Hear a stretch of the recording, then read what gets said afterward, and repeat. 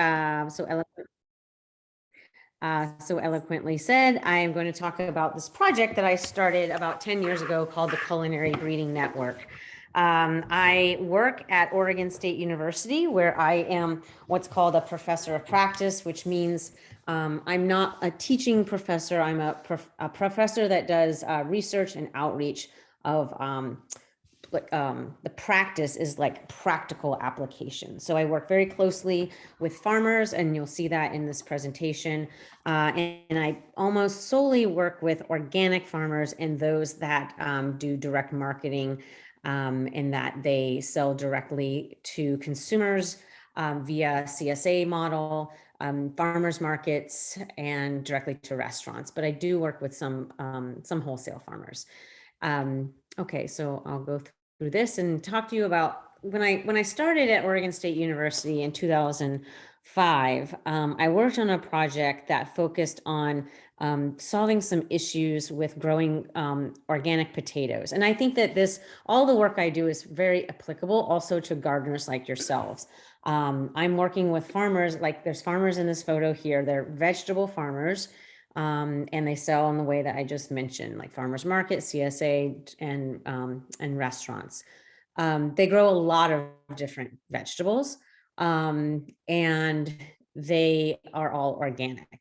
And so in this project that focused on growing their organic potatoes, they had questions about nutrient management and how they should be fertilizing their potatoes, essentially, to make sure that they were not over fertilizing was really the biggest concern of theirs, to see how much the crop actually needed and to make sure that they weren't leaching nitrogen and phosphorus into the groundwater and surface waters. They also had insect issues that they wanted to understand how to better deal with organically, namely flea beetles and wireworms. And then also they had questions about late blight, which is a fungal pathogen that many of you guys might have issues with as well. And it's what caused the potato famine in the mid 1800s. And it's still a problem here. You guys grow potatoes or you grow tomatoes, you might have issues with late blight because it loves cool, wet. It loves cool, wet conditions like we're having right now. And so if you have potatoes in the ground and they're growing, they can be susceptible. So in this project, it's very participatory. So we work very closely with the farmers. We ask them what all their issues are. We write grants actually first to get them money to be able to do this work, do this research. And then hopefully we get the funding, and then we do that. And so we were working with all these growers, and as we started getting into particularly the disease problem that they were having, we decided to do variety trials, because there's, just like every other vegetable, there are multiple varieties of just, hundreds and hundreds of varieties of different potatoes that they could be growing. So we did a variety trial this one year to see if we could find any that just had natural resistance to late blight. And the second year, when we had our meeting in the wintertime to talk about the results and plan for the next season, we invited the potato breeders that were at Oregon State University to come and be a part of the project, to be a part of this meeting with us. And when we started talking about late blight, they said, oh, well, we have a lot of different breeding lines. So they're like not yet released variety, they weren't varieties yet that were released into the world, but they were working on these breeding lines that had a lot of potential for being, resistant. And there's two breeders that were there, and they said, oh yeah, we have got several variety or, breeding lines that you guys could grow out and see how they perform. And this was really exciting to all the farmers, and all of us researchers are like, oh, wow, this is great. I'm so glad that, we invited them to come to the meeting. We should have had them come here last year. We thought like a lot of our our problems were solved. and as the farmers started bombarding these breeders with a lot of questions as to like, what type of potato are they? Is it a yellow waxy? Are they russets or this or that? One of them said, well, how does it taste? And one of the breeders said, without missing a beat, just replied back to that farmer and said, oh, it tastes terrible. All of the resistant ones taste terrible. So that, like, the room just went silent, and it was like, oh, well, like, that's not useful at all. Like, who cares if it's resistant to this disease if it's not going to taste good, because no one's going to want to eat it. And so at that point, I got a little worried that we were losing a lot of credibility with our farmers. And as we investigated further, we started talking to the breeders, and they were telling us that, they breeds primarily for the French fry market, which is, that is a completely different, set of traits that they're looking at for that type of production. And mostly they were looking for uniformity and yield, as what happens a lot of times in breeding projects with all different types of vegetables. And they weren't so concerned about flavor, because they were going to have a lot of oil and they're going to have salt. And so flavor was not that big of a issue for them. So this was kind of my first, I was working on this project for 2.5 years. This is kind of like my first like interaction with breeders, and realizing, wow, these breeders really aren't breeding for our audience of farmers. So then the next project I started working on in 2008 is called Novik. And I actually, we're in our final year. We got funding 3 different times. It was 4-year cycles. So we're in our 12th season. And it's called the Northern Organic Vegetable Improvement Collaborative. On the left, you can see it's a national project where OSU is the lead. Organic Seed Alliance, which is a nonprofit and does organic seed advocacy and education work, that's up in Port Townsend, Washington, is part of it. University of Wisconsin in Madison, and Cornell University in Ithaca. At each of these different universities and the nonprofit, there is a plant breeder that at least focuses some of their time on breeding for organic systems. If you look at this photo here on the right-hand side with the mustache is Jim Myers, and he is the vegetable breeder at Oregon State University, and he's the lead of this entire national project. So before, in that picture, you saw there were researchers, and then they were like vegetable farmers. In this photo, there are plant breeders, researchers, vegetable farmers, and seed farmers, seed growers that are in our area, because as you guys probably know, the Pacific Northwest, especially the west side of the Cascades in Oregon and Washington, is one of the best places in the world to grow seed. We have a very fantastic environment for that, as long as the environment keeps going how it has in the past, and we're not getting rain when we're not, so typically getting rain. We get rain in the right times, and then we don't have rain in the times that we don't want rain for growing seed. So in this project, we didn't focus on just one crop like potatoes, but we focused on 6 different crops. And one, as you can see over here, is cabbage. And we were trying to find more organic seed resources for organic farmers. So the breeders were creating new varieties that perform well on organic farms, as well as we were trialing varieties that were newly organic, hybrids and open pollinated ones, and then ones that were not organic, but we knew really performed well on organic farms. So we could compare them, all the varieties, to the one that we knew did well. And the way that this research project is set up is a mother-baby design, as it's called. So at each of these sites in the different parts of the country, there's a mother site. Like at Oregon State University, there's a farm where there's a mother site where we grow all the varieties replicated. So say like we're cabbage, we would have 9 entries. So they could be commercially available varieties, as well as breeding lines that aren't yet released that we want to see how they perform. And we grow out, maybe let's say 12 plants of each of the 9 entries, but we replicate it. So we do it 3 times on the farm at the university. And then we grow them out and at least 3 working farms in that area. So in Oregon, like Gathering Together Farm, Spring Hill Farm, Vibrant Valley Farm, these different farms host trials where they will grow out, say the cabbage, they'll grow out 12 plants of each of the 9 entries, but they just do 1 rep. But it allows us to see the varieties and the breeding lines growing in a lot of different environments. So in that way, we know if it grows really well on all these different farms, we can then say that it has to do with the genetics, and it's not just the environment of the farm, because both G and E, genetics and environment, are very important for success. So this is a project that I've been working on for a long time. Like I said, there's 6 different crops 5 of which are chosen at the beginning by the breeders because it's the work that they've been, working on.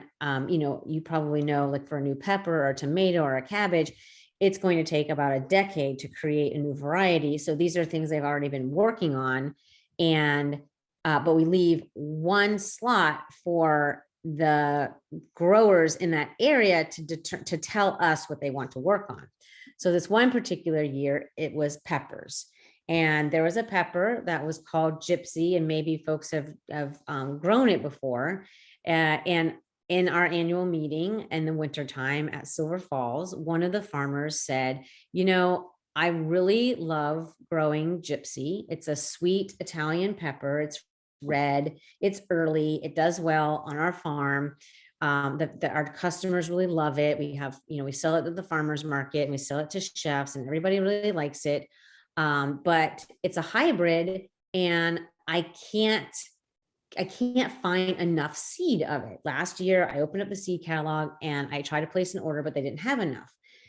And then another farmer in the room said, I grew Gypsy last year and I noticed that there are a lot of off types. And so you might know what that means. So say Gypsy is a red, long, with straight walls pepper. This farmer witnessed a lot of plants that did not produce peppers that looked like that, but maybe there were some that were yellow. Maybe there were some that were kind of bell shaped. So there were these, that's called off types. And in this room, this is really powerful in these projects, is not just the production, the vegetable farmers that are growing the peppers that would just have this conversation and say, oh, weird, and then just walk away. There was Frank Morton, who was there, who has Wild Garden Seed in Philomath, Oregon. And he said, well, based on what you guys are telling me, the fact that there's not enough seed available of this variety and that there were these off types, it's letting me know that this variety is not going to be offered very much longer. And that happens for a lot of different reasons. A lot of times, larger companies buy smaller companies. That's happened a lot in the past few decades. And then the larger company that has bought it decides to get rid of some of the varieties because they don't need so many varieties offered. When you're creating hybrids, you inbreed the parents to keep on being able to, to create the hybrid, and they become weaker over time. So sometimes that happens, but probably as gardeners, you guys have seen this happen before, where if you were growing a hybrid, an F1, you open up a catalog and that one that you really like is no longer there. And because it is owned by a particular company, then it's no longer available at all, right? It's gone. And so one of the farmers that had experienced this type of thing where a hybrid that she really liked was no longer available. Actually, in this particular scenario, it was a pepper called La Paris, and it was an Italian red roasting style sweet pepper. And she was no longer able to find the seed untreated. So you might know this, but I'll tell you just in case you don't. For a farmer to get organic certification, the expectation is that they use organic seed, or they put in the effort to find organic seed. But if they cannot find organic seed for the variety that they want, and they've looked in 3 places, then they can use conventional seed. But you can never use treated seed, because the treated seed is when it has the blue or the purple powder on it. That is actually a fungicide. So you cannot use that. So this farmer, whose name was Jolene at Gathering Together Farm, had been growing La Paris pepper. But she said, I grew it last year, as I always do. And then this year I open up the seed catalogs and nowhere is it available untreated. So I don't have access to it anymore. And I love it. So she went to Frank Morton of Wild Garden Seed, who is very used to breeding lettuce and kales, mostly leafy greens, because he specialized in salad mixes for a very long time. She came to him and said, Frank, could you create a pepper that is open pollinated for me, so that I don't have to worry about a hybrid going away and not being available to me anymore. So this is my attempt at showing you what happened here with the La Prairie. So La Prairie was the F1, the hybrid. Jolene had a lot of seed that was just left over in her packet from the year before. She gave it to Frank, and he said, "What do you want out of this pepper?"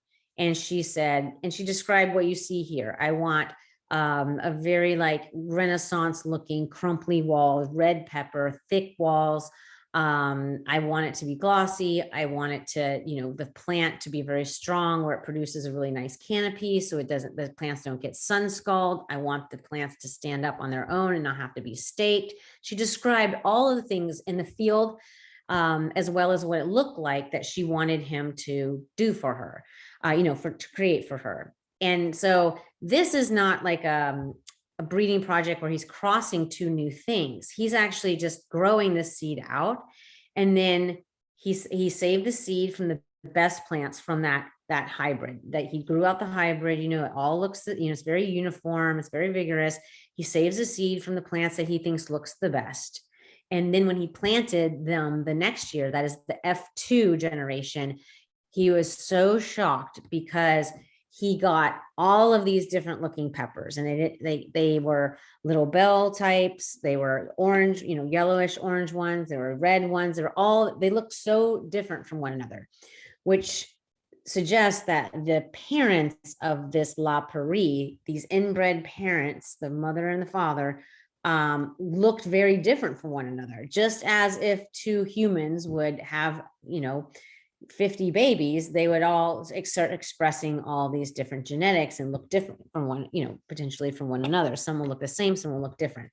So he did, I just call it, in a presentation like this, I would call it dehybridizing, but we also call it segregating, where he's basically separating all the plants that are producing fruits that look alike. And he did that over and over and over until they stabilized. It took about 5 or 6 generations for that to happen, when he could then save seed from all the ones that look like little bells over here on the left. And then they would consistently produce little bells. And then, the gatherer's gold, let's say all the way on the other side, it would produce, when he would save the seed, as long as they didn't cross pollinate due to insects or whatnot, then it would produce that.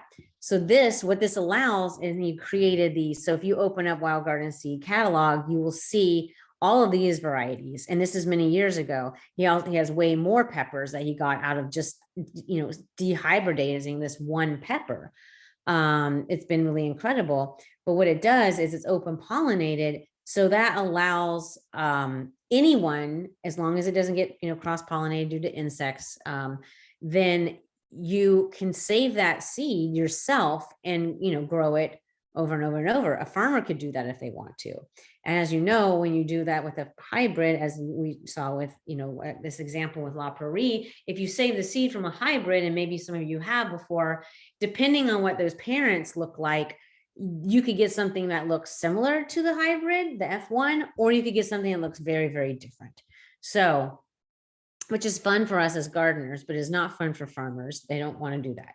So this allows them to have some freedom from this churn of the hybrids getting dropped all the time. So if one of these, open pollinated, if Frank Morton decides, I don't want to grow this thing anymore, a farmer could grow it for themselves, or anyone can grow it for themselves. So that's a really fantastic thing that we're finding in this Novik project and working with these independent plant breeders.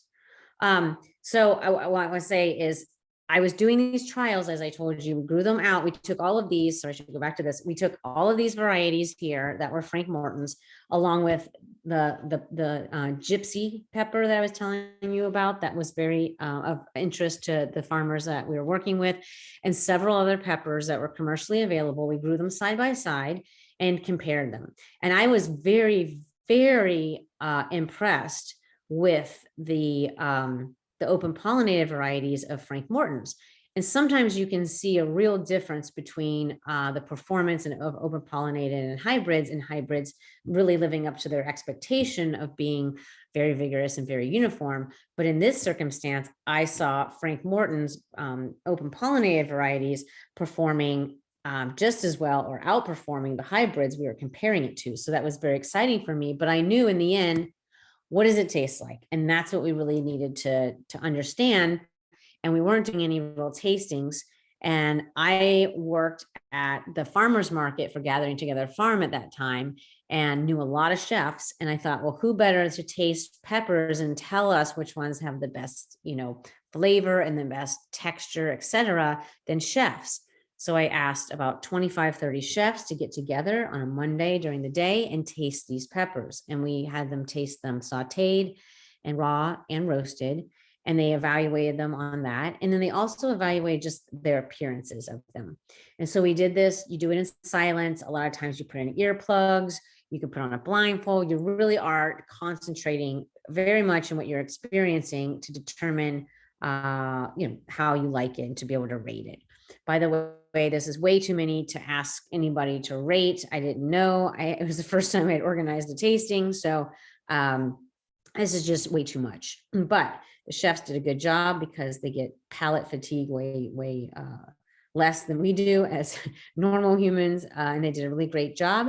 But then after we had this tasting and I just started talking to the chefs, because normally in my job, I would take all the ratings here, I'd put in a statistics program and then have the answer come out as to like which ones are significantly better than the other. But I really just like to talk to people. So afterward, I talked to the chefs and they told me of those 9 varieties that they tasted, there were 4 that were really fantastic and they would eat any of them. But in the end, what they really wanted and what the reason that they would really choose one pepper over another was, and you can see on the left-hand side, there's Stocky Red Roaster and we have Jolene's Rustic Italian. These both came from that La Paris. But on the left side, this one is very even, smooth walls. It has this rounded top. And the chef said, well, this one is going to cook, like if we grill it or we roast it, the outside, and then peel off the skin, it's going to cook more evenly. It's going to be more efficient to cut up in the kitchen. Like we're going to be able to cut through and process hundreds and hundreds of these things faster, and there's less waste. And it's obvious to me now, but at the time I didn't really put this together because I don't process as many peppers as chefs do. But those rounded walls, those rounded shoulders, you just cut that stem off and it's really easy to keep going. The other one, we've all been in the kitchen, have to do this. You cut around, you're like trying to figure out how to cut the other pieces, the rounded shoulders evenly, all of this. So they really pointed out this trait. And when they did, I thought, oh my gosh, we really have to have the plant breeders know about this from the beginning, because the plant breeders know from the beginning what the farmers want and what the challenges are as far as growing them. But they really didn't have the information from folks that were using these, like us in kitchens, but also chefs that use a lot more produce than we do. And folks that also make, let's say you have a company that makes jarred, sweet peppers or something like that. That is some sort of value added product from this. So that's when, okay, I'll say this real quick. Before I say that, that's basically when the Culinary Breeding Network kind of started, when I started organizing these kinds of tastings. But the purpose of this slide is to show you, this is Frank Morton. And Frank is a wonderful plant breeder and seed grower. He's very, very talented. He's very observant. Here he is with lettuce. This is his lettuce. It's gone to seed on the left-hand side. On the right-hand side, these are all siblings. They have the same mother and the same father. It's a cross. And he walks through hundreds of these plots every year. And he decides which plants he's going to flag and keep. You can see some flags on the left-hand side, and which ones he's going to get rid of and not allow to, produce pollen, and get rid of so that they are not in the population anymore.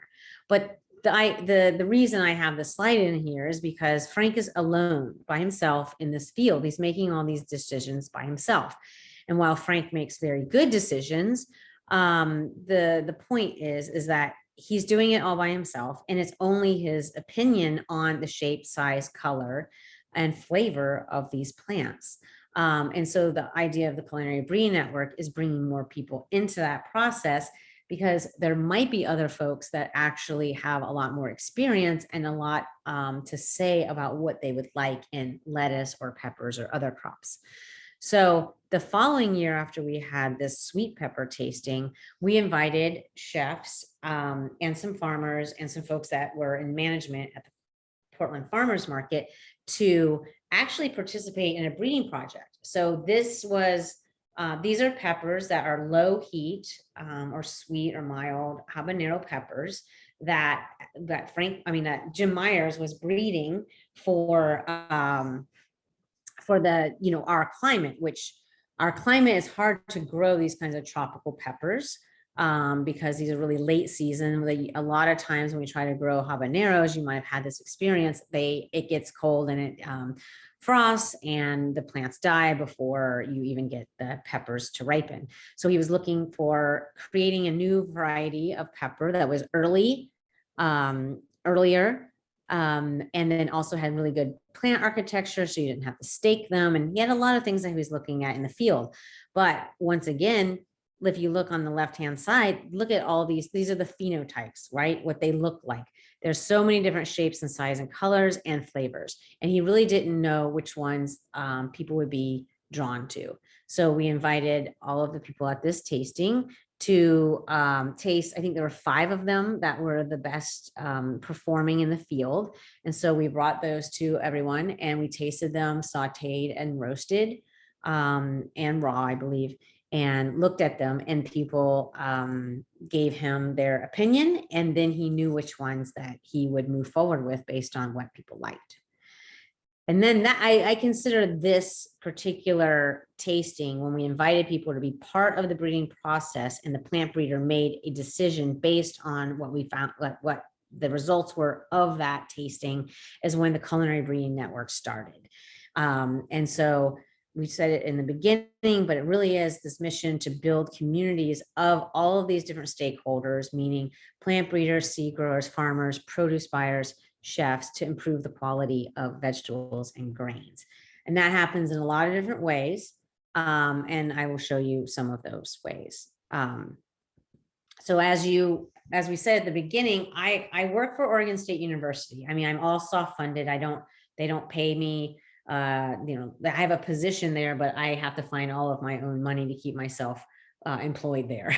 But what we do is we write grants to work on large or small research projects is one way. So, and the Culinary Breeding Network comes in because in each of these projects, there's research, and then there's education, and then there's outreach to the public. And I'm kind of the outreach person. That's what the Culinary Breeding Network does.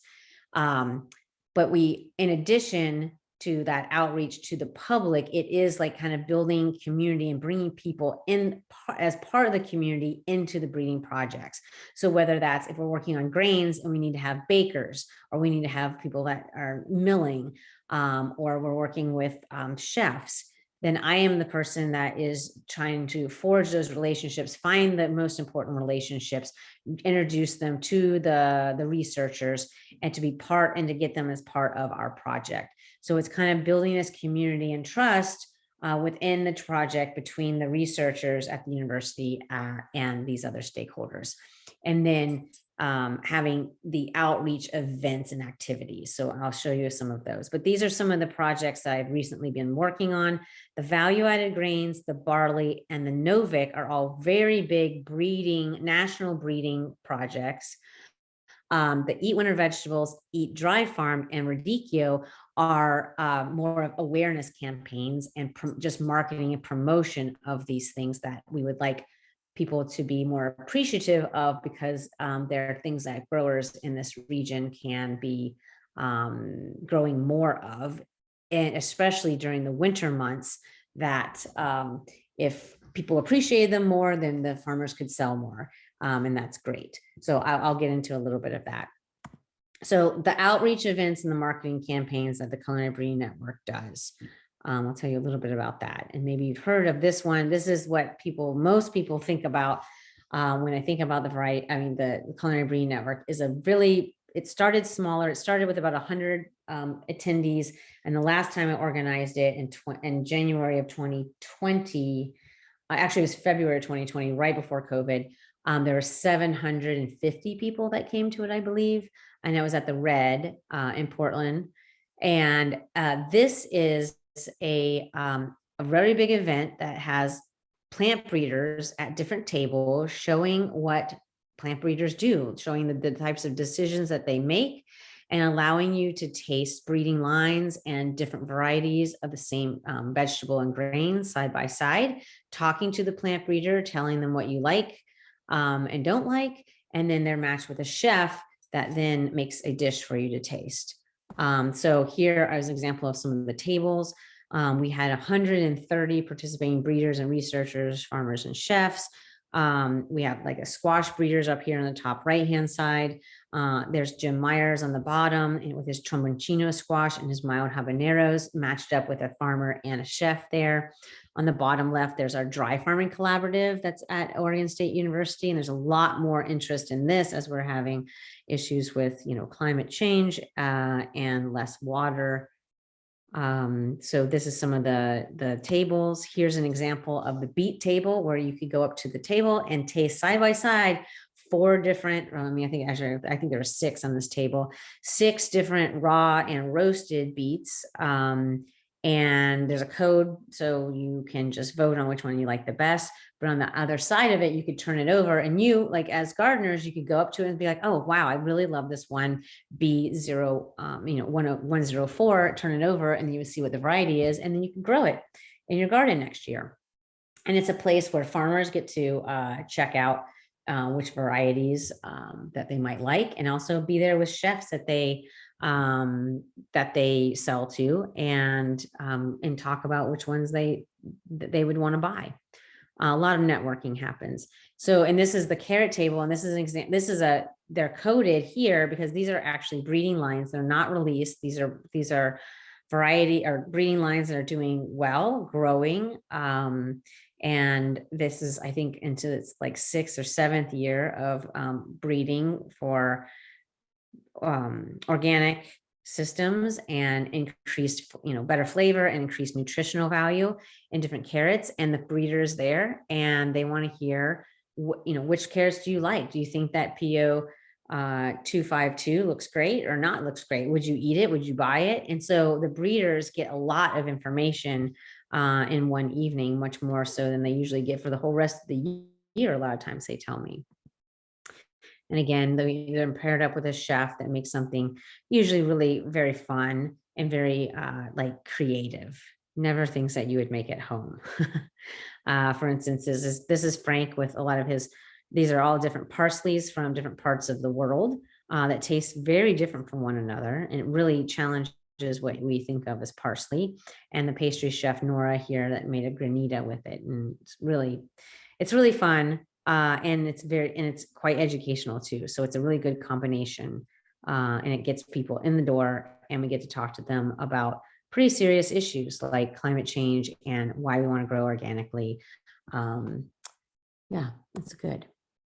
So then awareness campaign. So this is focusing less on like the breeding aspect, but just promoting vegetables that are potentially underappreciated, but could grow really well here and be very financially successful for farmers. So one of those is the Eat Winter Vegetables campaign, which you may have heard of. This was a ODA funded project that has ended now. But it focused on 8 different winter vegetables. And, here in the Pacific Northwest, we have, wonderful farmers markets. We have a population of people that go to the markets and buy, everything like, in the summertime, and it's really fantastic. And it's a social outing, and it's not really a problem for farmers to be really successful, let's say at farmers markets or CSA during the main season. But the winter season is more challenging. There are vegetables there's less vegetables, there's less variety. And then there's like more challenging flavors, bitter flavors, earthy flavors. and crops that people are less familiar with.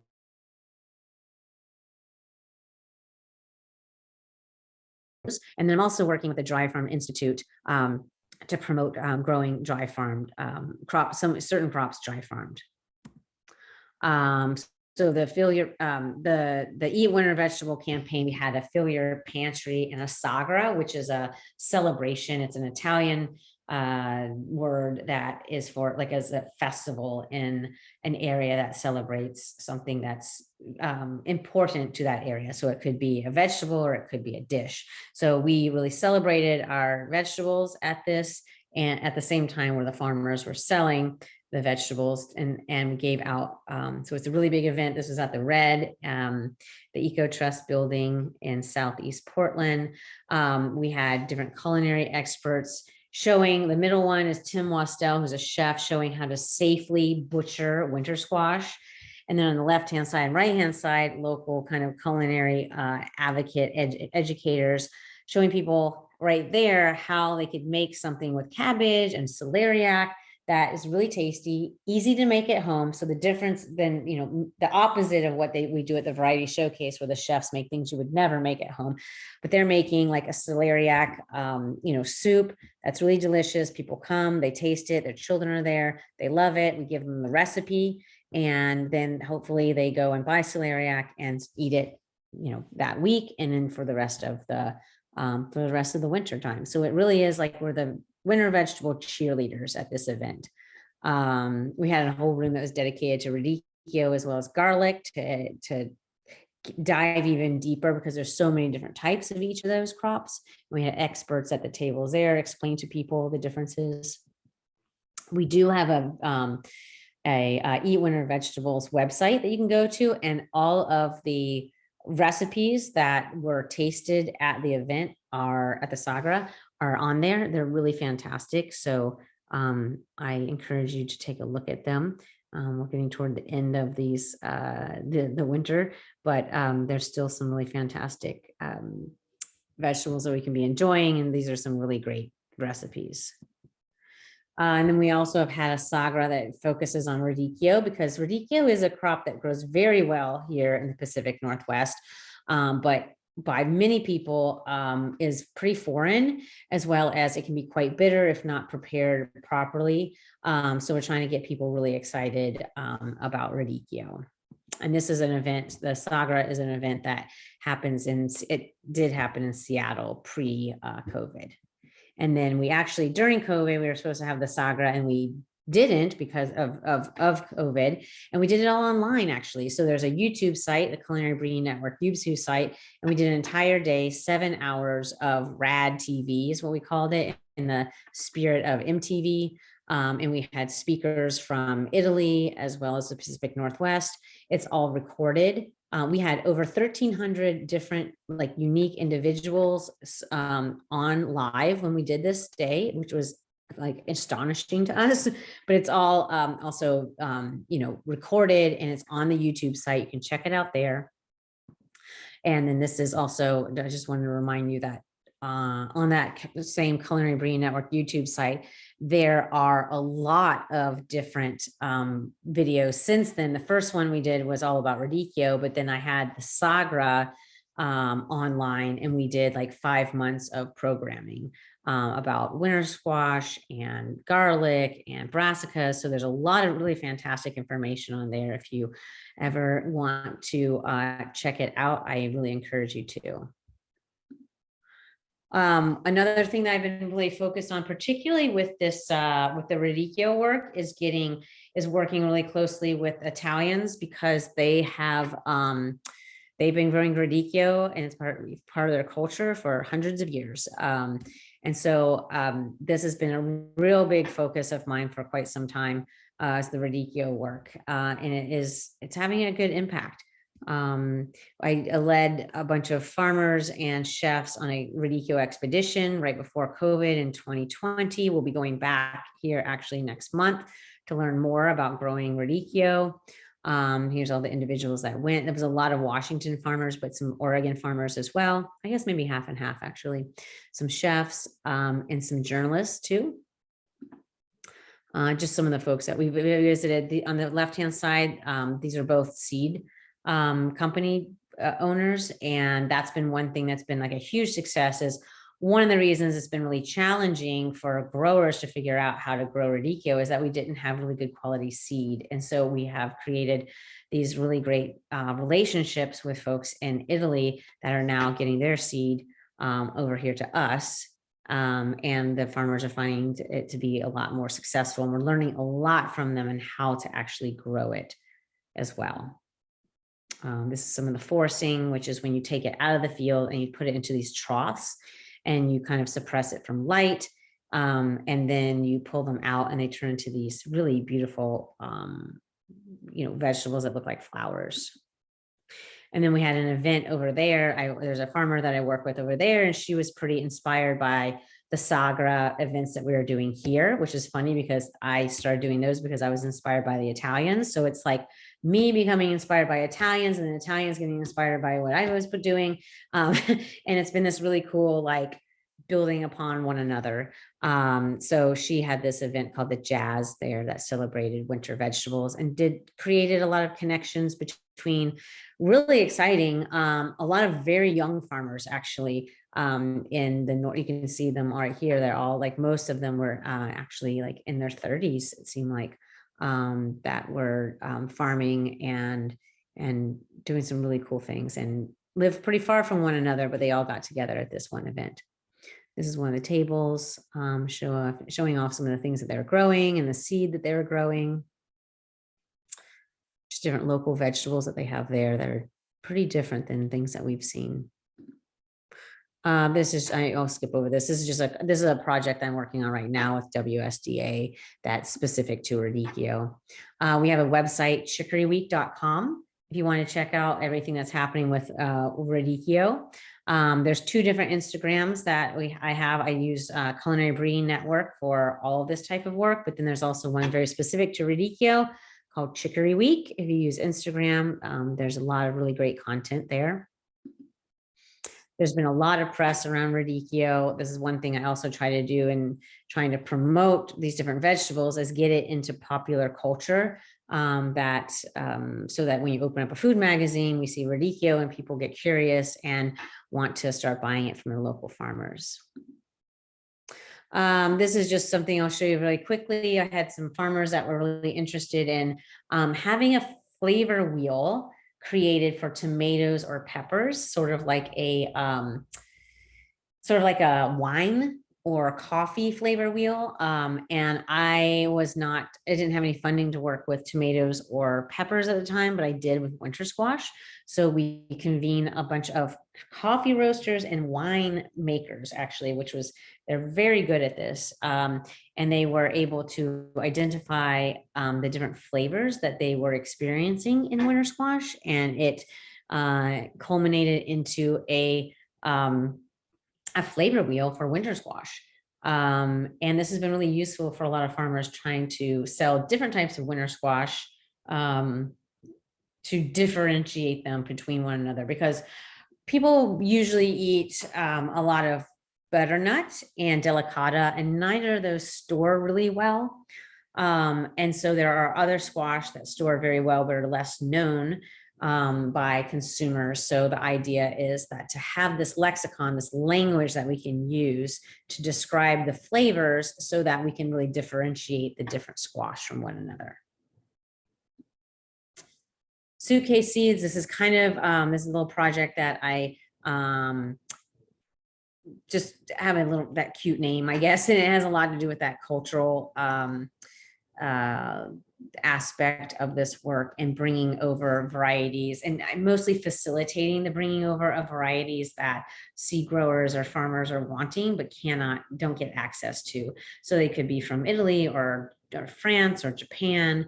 And some of these you'll find in seed catalogs now, mostly adaptive seed, uprising seed, wild garden seed companies that are smaller companies here in Oregon and Washington that are carrying these now. And I work with Uprising Seeds to bring in all of the radicchio seed. They sell their seed that is actually from Italy, but through their through their catalog. They don't have an actual physical catalog anymore, but through their website.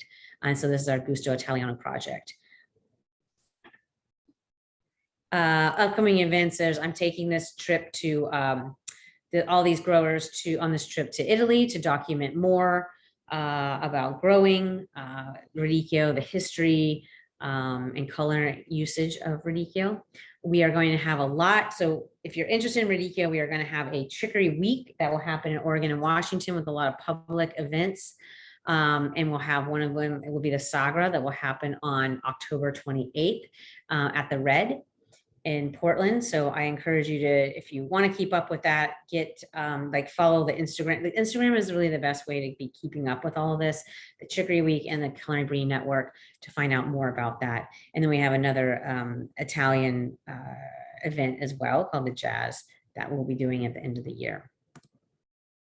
So that is all that I had prepared for today. I would love to take any questions that you have. I just would want to remind you that the websites that you might want to visit to get some more information is culinarybreedingnetwork.com, the eatwintervegetables.com. Chicory Week and Eat Radicchio are the same. They go to the same place. There's the YouTube site. And then really for the most up-to-date information, I would say Instagram is the best thing to use.